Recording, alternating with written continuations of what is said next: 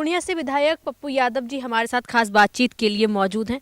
Sir, SIR के मुद्दे को लेकर संसद में लगातार हंगामा हो रहा है और किरण रिजिजू की तरफ से कहा गया है कि हम एसआईआर पर चर्चा करने को तैयार हैं, लेकिन विपक्ष साथ देने को तैयार बिल्कुल भी नहीं। वो तो संवाद 12 साल में तो संवाद, लोकतंत्र, सब मूल्य, नैतिकता सब खत्म हो चुकी है। सच्चाई कहीं दिखती नहीं। सच से डर लगता है इन लोगों को। ये हर झूठ का सहारा लेके अपने महल को खड़ा किए बना। संविधान से तो कोई लेना देना नहीं है, तो गणतंत्र पर भी हमला। एसआईआर हो, आंतरिक सुरक्षा हो, बच्चों के भविष्य का सवाल हो, बेटियों के सुरक्षा का सवाल हो, देश की इकोनॉमी का सवाल हो, रुपये के आप देख ही रहे हैं कि हम 90 हमारी स्थिति क्या है, कहाँ हैं हम, दुनिया में कहीं हैं? आप हमको ये बताइए ना। प्रदूषण की स्थिति देखिए, प्रदूषण पे चर्चा ही नहीं। बच्चे हमारे, आप हैं, आपके घर में बच्चे अस्थमा की बीमारी से ग्रसित हो जाएंगे आजीवन। सर, राजनाथ सिंह जी ने कल जो है नेहरू जी पर भी निशाना साधा, कहा कि वो बाबरी मस्जिद बनवाना चाहते थे सरकार के पैसों से, लेकिन पटेल जी ने नहीं होने दिया। हमको तो एक बात समझ में नहीं आती है।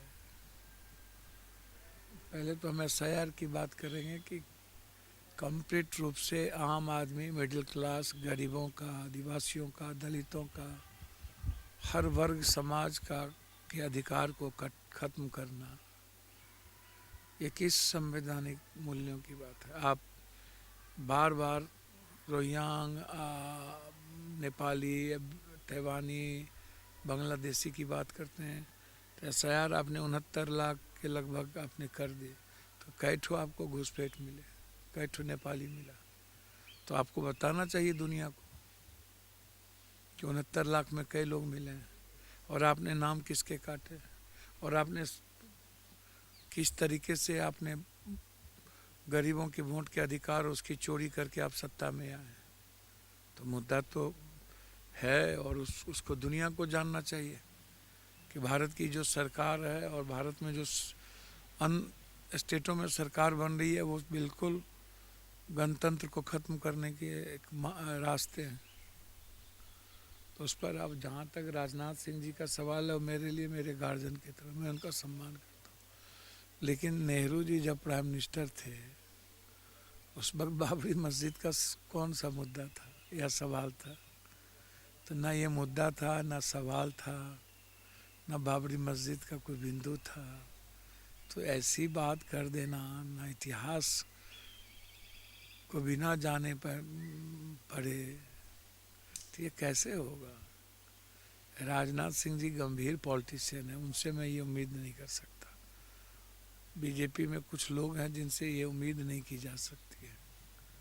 अटल जी के साथ काम करने वाले, और राजनाथ सिंह जी सबके लिए प्रिय हैं। इसलिए नेहरू जी के बारे में इस तरह की टिप्पणी, जो मिट्टी पर गिट्टी पर सो करके, जंगलों की खाक छान कर, 10 साल जेल में रहकर, अपनी पूरी सब कुछ देश को समर्पित करके जिसने देश को किस ऊंचाई पर ले गए, उसके बारे में बात करना ये सही नहीं है।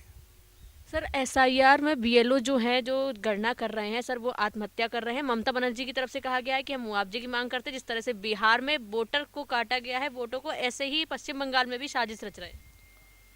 मैं तो कह ही रहा हूँ,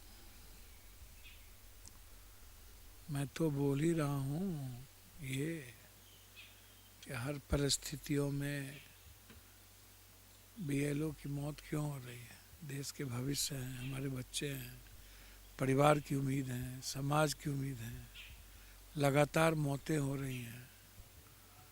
तो उसके लिए तो उनको 1-1 करोड़ रुपया उसके परिवार को देना ही चाहिए। और सही कहा ममता जी ने कि बिहार की तरह समाप्त करने में लोग लगे हुए हैं सारे मूल्यों को। सर, रामभद्राचार्य जी के बाद बीजेपी की तरफ से भी कहा गया है कि ओबीसी और एससी एसटी जो आरक्षण है उसको पूरी तरह से खत्म कर देना चाहिए। कौन बोल रहा है ये बात? रामभद्राचार्य जी ने कहा, तो उसके ऊपर उनके नेताओं का भी समर्थन किया कौन गया। नेता है ये? जो बीजेपी के हैं। कौन है?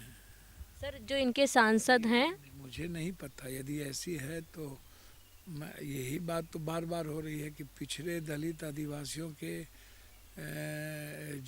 जीवन के बारे में, उसके इकोनॉमी के बारे में, उसके एजुकेशन के बारे में बीजेपी की सोच कभी भी अच्छी नहीं हो सकती। बीजेपी हमेशा से दलित पिछड़ों के, कमजोरों के, गरीबों के विरोधी है। ये चाहते ही नहीं है पिछड़ों की तरक्की हो, अत्यंत पिछड़े की तरक्की हो, गरीबों की तरक्की हो। ये कहाँ चाहते हैं? आप हमें बताइए। ये तो इनकी तो लाइफ ही बड़ा विचित्र है भाई। ये इनका तो मतलब ही नहीं है कुछ भी। ये एकदम इस देश के